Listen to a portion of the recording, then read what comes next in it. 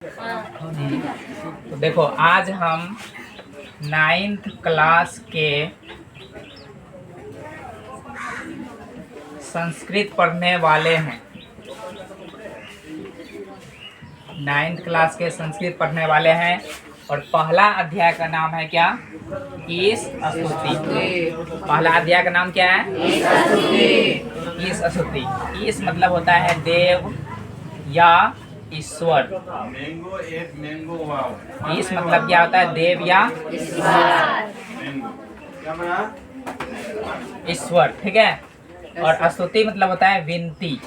स्तुति मतलब क्या होता है? विनती। यानी कि हम देव या ईश्वर का स्तुति या विनती हम करेंगे। अब देखिए यहाँ पर संस्कृत में लिखा है श्लोक।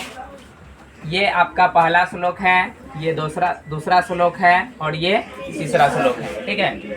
ये अलग अलग उपनिषद से लिया गया है। अगर पहला श्लोक की बात किया जाए तो ये लिया गया है तैत्तिरीय उपनिषद से। किस उपनिषद से लिया गया है? तैत्तिरीय उपनिषद से लिया गया है। ठीक है। ये तैत्तिरीय उपनिषद से लिया गया है। और दूसरा श्लोक का बात किया जाए तो ये किस उपनिषद से लिया गया है? बृहदारण्यक। बोलिए तो।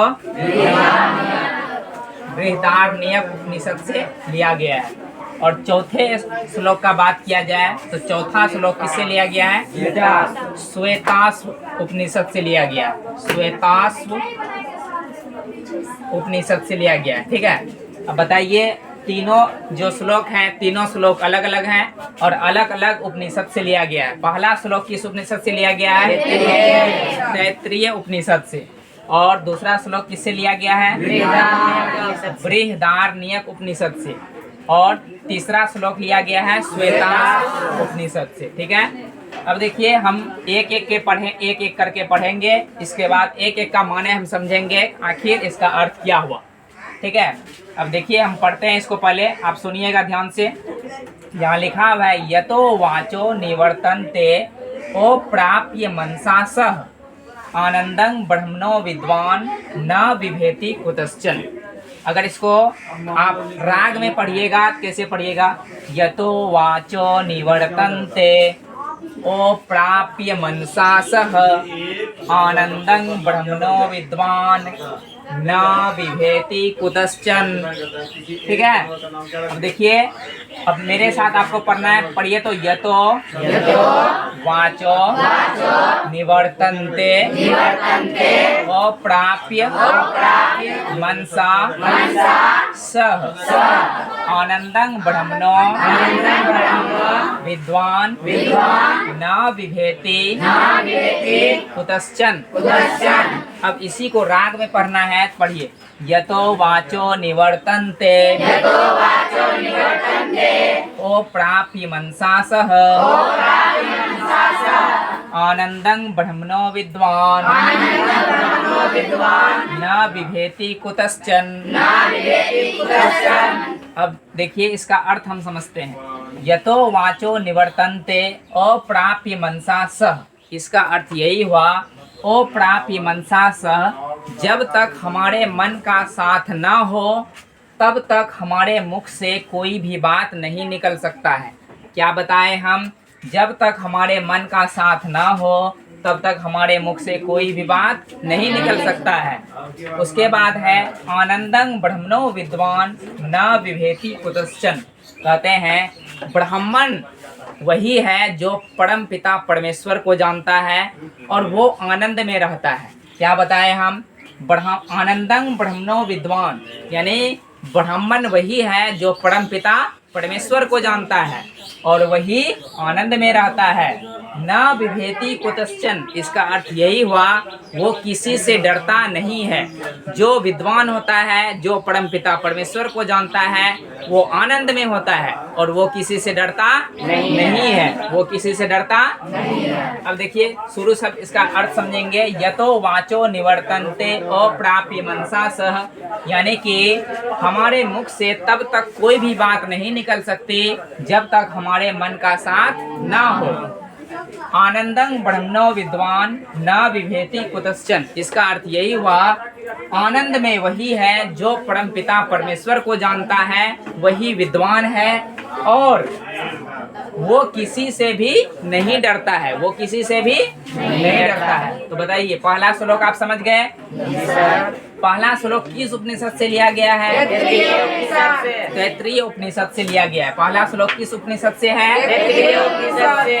अब देखिए दूसरा श्लोक बहुत ही अच्छा है, आप ध्यान से देखिए क्या लिखा है। अस्तो माँ सदगमय तमसो माँ ज्योतिर्गमय मृत्योर्मा अमृतंगमय। इसको राग में पढ़ेंगे तो अस्तो माँ सतगमय तमसो माँ ज्योतिर्गमय मृत्योर्मा अमृतंगमय। और ये किस उपनिषद से लिया गया है? बृहदारण्यक उपनिषद से। किस उपनिषद से है? बृहदारण्यक उपनिषद से। अब एक बार पढ़िए मेरे साथ। अस्तो माँ सतगमय तमसो माँ ज्योतिर्गमय मृत्योर्मा अमृतंगमय। और ये है बृहदारण्यक उपनिषद से। अब देखिए इसका अर्थ कितना सुंदर निकलता है। अस्तो माँ सदगमय, अस्तो का अर्थ हुआ असत्य, माँ मना होता है मुझे, सदगमय मतलब होता है सत्य की ओर। बोलता है ईश्वर से, हे ईश्वर मुझे असत्य से सत्य की ओर ले चलो, मुझे असत्य से सत्य की ओर ले चलो। तमसो माँ ज्योतिर्गमय, तमसो मतलब होता है अंधकार, तमसो मने क्या होता है? अंधकार। माँ मना मुझे, ज्योतिर्गमय मतलब प्रकाश की ओर, ज्योतिर्गमय मना प्रकाश की ओर। तो तमसो माँ ज्योतिर्गमय का अर्थ यहाँ से क्या निकलता है? हे ईश्वर मुझे अंधकार से प्रकाश की ओर ले चलो। तो बताइए तमसो माँ ज्योतिर्गमय का अर्थ क्या हुआ? अंधकार से प्रकाश की ओर ले चलो। हे ईश्वर मुझे अंधकार से प्रकाश की ओर ले चलो। अब देखिए यहाँ पर कितना सुंदर लाइन है। मृत्योर्मा अमृतंगमय, क्या लिखा है? बोल रहा है कि हे ईश्वर मुझे मृत्यु से अमरता की ओर ले चलो, मुझे मृत्यु से मुझे मृत्यु से अमरता की ओर ले चलो। यानी कि जो मृत्यु का अर्थ होता है जो मरने वाला है उसको ना मरने दे करके अमरता की ओर लेके जाना है, वो ईश्वर से प्रार्थना कर रहा है। इसका अर्थ यही हुआ सीधा सीधा, हे ईश्वर मुझे अंधकार से और सत्य से सत्य की ओर ले चलो। और तमसो माँ ज्योतिर्गमय का अर्थ हुआ मुझे अंधकार से प्रकाश की ओर ले चले। और मृत्योर माँ अमृतंगमय का क्या हुआ? मुझे मृत्यु से अमरता की ओर ले चलो। ठीक है, अब देखिए आगे है। एको देवा देव सर्वभूतेषु गूढ़ सर्वव्यापी सर्वभूतांतरात्मा कर्माध्यक्ष सर्वभूताधिवास साक्षी चेता केवलो निर्गुणश्च। एक बार पढ़िएगा आप मेरे साथ, बोलिए तो। एको देव सर्वभूतेषु एको देव सर्वभूतेषु गूढ़ः सर्वव्यापी सर्वभूतांतरात्मा कर्माध्यक्ष सर्वभूताधिवास साक्षी चेता केवलो निर्गुणश्च। अब देखिए इसका अर्थ हम समझेंगे। एको देव सर्वभूतेषु गूढ़, इसका अर्थ यही हुआ कि देव, एक ही देव सर्वभूतेषु गूढ़ का अर्थ हुआ सभी जीवों में व्याप्त है। एक ही देव सभी जीवों में व्याप्त है या तो विराजमान है। उसके बाद है सर्वव्यापी सर्वभूतांतरात्मा, वे सभी जगह है और सभी जीवों के आत्मा में है। वे सभी जगह है और सभी जीवों के आत्मा में है। उसके बाद देखिए कर्माध्यक्ष सर्वभूताधिवास, वो हमारे कर्म का अध्यक्ष है, वो हमारे कर्म का अध्यक्ष है। सर्वभूताधिवास, वो सभी में वास करता है। साक्षी चेता केवलो निर्गुणश्च, इसका अर्थ यही हुआ हमारा हृदय ही, चेता मना होता है हृदय, हमारा हृदय ही इस बात की साक्षी है और वो केवल निर्गुण है। वो केवल क्या है? निर्गुण है। तो फिर से पढ़ेंगे। एको देव सर्वभूतेषु गूढ़ सर्वव्यापी सर्वभूतांतरात्मा कर्माध्यक्ष सर्वभूताधिवास साक्षी चेता केवलो निर्गुणश्च। इसका अर्थ क्या हुआ? एक ही देव सभी जीवों में विराजमान है या एक ही देव सभी जीवों में व्याप्त है, सर्वव्यापी सर्वभूतांतरात्मा, सभी जगह सभी जीवों में, सभी जीवों के अंतर आत्मा में है। कर्माध्यक्ष, वह हमारे कर्म का अध्यक्ष है। सर्वभूताधिवास, वे सभी जीवों में वास करता है। और साक्षी चेता केवलो निर्गुणश्च, हमारा हृदय ही इसका साक्षी है। और वे ईश्वर केवल निर्गुण है। वे ईश्वर क्या है? निर्गुण है। अब देखिए यहाँ तक हम समझ गए। अब चौथा श्लोक देखिए क्या है, हम लिख रहे हैं यहाँ पे।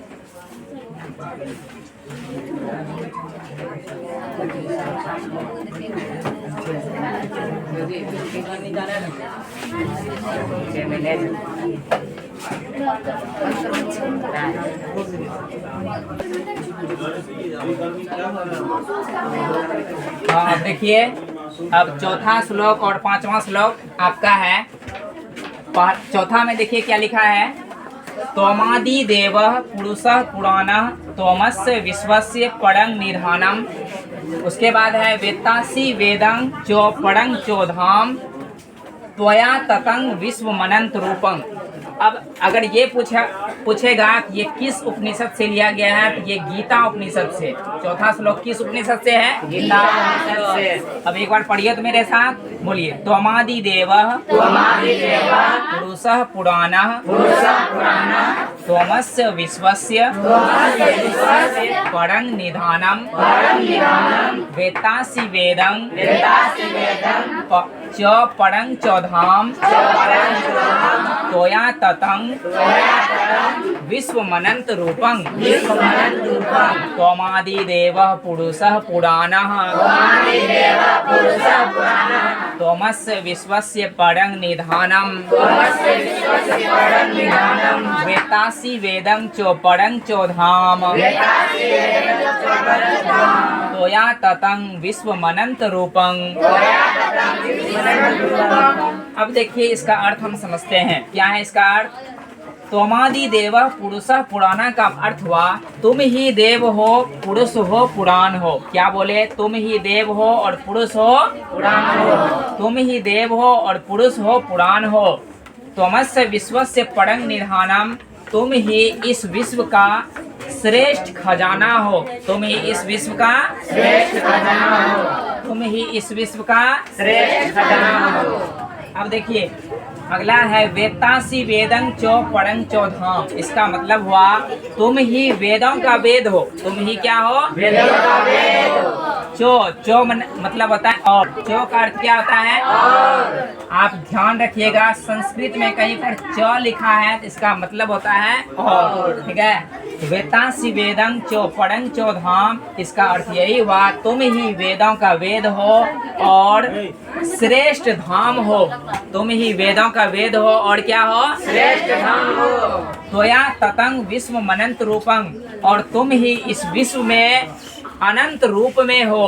तुम ही इस विश्व में अनंत रूप में हो। तो बताइए इसका अर्थ आप समझ गए हैं? अब देखिए लास्ट है आपका, ये लास्ट भी गीता उपनिषद से लिया गया है। अगर आपका पूछा जाएगा इस स्तुति का पांचवा श्लोक किस उपनिषद से है? गीता उपनिषद से। गीता उपनिषद से, ठीक है। अब देखिए यहाँ पर है नमः पुरस्तादत् पीठस्ते नमोस्तु ते सर्वत एव सर्व अनंत वीर्यामित विक्रमस्त्वं सर्वं समाप्नोसि ततोसि सर्वः। अब देखिए आप पढ़िएगा मेरे साथ, बोलिए। नमः पुरस्तादत् पीठस्ते नमोस्तु ते सर्वत एव सर्व अनंत वीर्यामित विक्रमस्त्वं सर्वं समाप्नोसि ततोसि सर्व। अब एक बार राग में पढ़िएगा इसको। नमः पुरस्तादत् पीठस्ते नमः पुरस्तादत् पीठस्ते नमोस्तु ते सर्वत एव सर्व नमोस्तु ते सर्वत एव सर्व अनंत वीर्यामित विक्रमस्त्वं सर्वं समाप्नोषि ततोषि सर्व सर्वं समाप्नोषि ततोषि सर्व।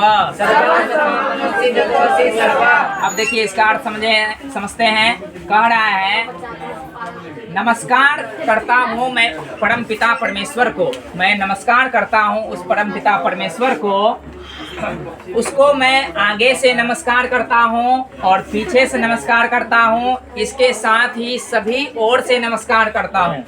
अनंत वीर्यामित विक्रमस्त्वं का मतलब हुआ वो अनंत वीर्य है और विक्रम है, वो अनंत वीर्य है और विक्रम है। सर्वं समाप्नोषि ततोषि सर्व, इसका अर्थ यही हुआ वे सभी जगह हैं और सभी में हैं, वे सभी जगह हैं और सभी में हैं। तो बताइए आप सब समझ गए हैं इसका श्लोक। अब अगले पार्ट में हम इसका क्वेश्चन आंसर पढ़ेंगे, ठीक है। तो यहाँ तक इसको रहने देते हैं।